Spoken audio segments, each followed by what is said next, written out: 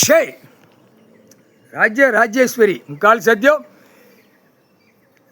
இந்த 3 பேர் மன்னராட்சியில் இன்னையோட க்ளோஸ் ஐயா, க்ளோஸ் பண்ணிட்டேன். நானே எரிச்சிட்டேன் ஐயா. நீங்கள் எரிச்சிட்டீங்க, கணக்கு முடிச்சிட்டீங்க. அதான் உள்ளே தூக்கி வச்சிய 2 பேரோட மன்னராட்சியில் கணக்கில் இருந்தவனா 2 பக்கம் முருகன் விநாயகரை மேற்கே கிழக்க தூக்கி வச்சிய. மானிட பிறவி தான் இடிக்கணும். அவன் இடித்தான், குப்பரை போட்டான், தூக்கிட்டு போயிட்டான். ஒருத்தன் தான் கிடக்கான். அது அசிங்கமாக ஆகி போச்சு. அது அவ்வளோதான், முடிஞ்சு வச்சு. அவனும் அசிங்கமாக போயிட்டான். அவனை கும்பிட்றவன் போகிறான், அவன் குடும்பம் பூரா அசிங்கமாக போயிடும். முக்கால் சத்தியம். எங்கள் ஐயா கடவுளே, நான் இருந்தாலும் கடைசி அத்தியாயத்தில் கைலாசத்தில் உட்கார வச்சு கணக்கு வாங்கி கணக்கை முடித்ததுக்கு, கணக்கு கொடுத்ததுக்கு, வரம் கொடுத்ததுக்கு சந்தோஷம். இந்த ஒரு வரம் கொடுத்துருக்கீங்க. நாக்கால விடு, வாக்கால விடு. நான் ஜமீன் கணக்கை நாக்கால விடு, வாக்கால விடு. மன்னர் ஆட்சியில் நாக்கால வாக்கால விடு. அடுத்தாப்பில் அரசியல்வாதி ஆட்சியில் உட்காந்து நான் பூரா பாலாகி வச்சுருக்கேன், நாக்கால வாக்கால விட்டுரு அப்படிங்கிற கணக்கு பவரை கொடுத்தியே. அந்த பவர், அந்த வரம் இனிமேல் எல்லாம் அசிங்கம் பண்ணி அவமாதம் பண்ணி வச்சுருக்கேன். மானிட பிறகு சொத்து சோகம் தேடி வச்சுருக்கேன். குடும்பம் கொலை நாசமாக போயிடுவான். கொலை நாசம் கூடிய சீக்கிரம் எப்படி போடுமோ ஆட்டாமுடிக்கு அவன் குடும்பமே போயிடும். ஜமீன் கணக்கு உள்ளது ராஜேஸ்வரி.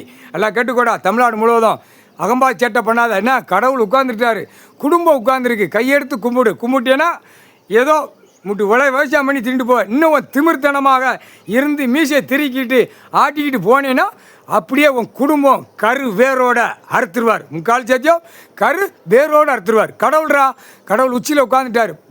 பூரா ஜமீன் கணக்கு உள்ளவன் பூரா கணக்கை எங்கே ஒப்படைக்கணுமோ ஒப்படை. நீதிமன்றம் கோர்ட்டு கைலாசத்துலேருந்து இராணுவ நீதிமன்றம் கோர்ட்டு கைலாசத்தில் ஐயா உட்காந்துருக்காரு.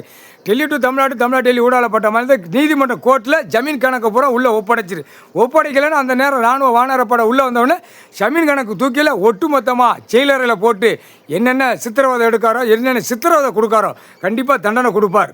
கடவுள் நினைச்சா என்னென்ன செய்வார். பூமியில் குடும்பத்தில் உட்காந்துருக்கார், குடும்பத்தார் உட்காந்துருக்கு. பார்வதி பரமசிவன் குடும்பம் உட்காந்துருக்கு. ஒழுங்கா போ. சேட்டை பண்ணாத. ராஜேஸ்வரி கணக்கு முடிச்சுட்டேன். கைலாசத்தில் உட்காந்துருக்கேன்.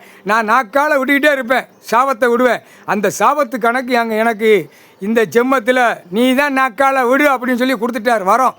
இப்போ நான் நாக்கால விட ஒரு அரசியல் குடும்பம்லாம் சோழி முடிஞ்சு போவான். குடும்பம் நடு வீதிக்கு போவோம். குடும்பத்தார் இல்லாமல் போயிடும். அவன் பேரம்பேத்தி இல்லாமல் போயிடும், நாசமாக போயிடும். இதாண்டா நாக்கால விட்ட ராஜேஸ்வரி கொடுத்த கணக்கு, விட்ட கணக்கு நாக்கால விட்டுட்டேன். ஐயாவுக்கு முன்னாடி, கடவுளுக்கு முன்னாடி நான் நாக்கால விடணும். அதுதான் சத்திய பிரமாணம் உள்ள 8 ஓலைச்சேடு முன்னாடி உள்ள கணக்கு. இப்போ கொடுக்காரு கணக்கு.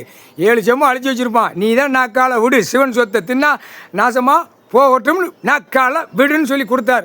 இன்றைக்கி நான் நாக்கால விடுதேன். உன் குடும்பத்தில் வாழ்றதுக்கு என்ன உழைச்சி தின்னுங்கடா பாய்ப்பேகளா. முக்கால் சத்தியம்.